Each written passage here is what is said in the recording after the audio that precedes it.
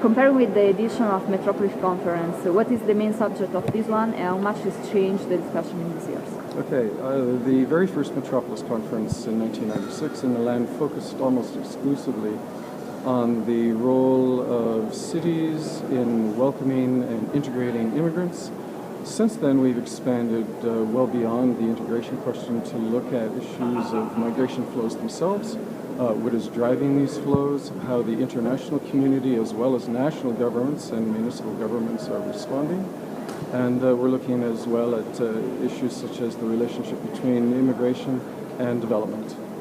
Okay, and in accordance to the plenary, which is going to talk about irregular immigrants and services, how would the city and the countries manage the problem to conciliate the law about irregular migration and the needs of people who are living in difficult situations? We're going to be looking at irregular migration or undocumented migrants largely because the numbers have grown so high. Back 20 years, although this was a concern, the numbers who were still living in our countries were relatively small, and what policymakers focused on was how to keep them out or how to deport them.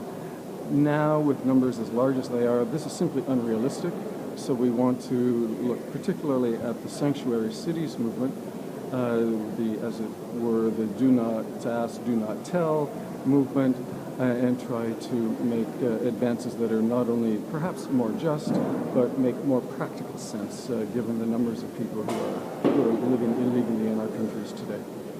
Okay, and the last one, about the situation of Europe and in particular the Mediterranean countries.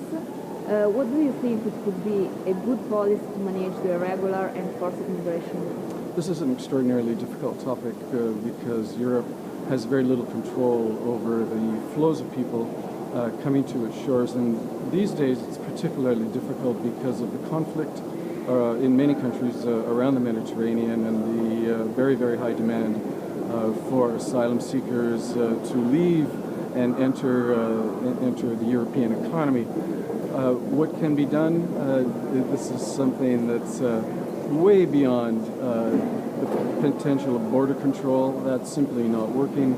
So I think that what we need really is some kind of agreements amongst the European community and the other countries that are bordering the Mediterranean on how to manage these flows as a joint effort, as opposed to an us against them, as opposed to Europe against the rest.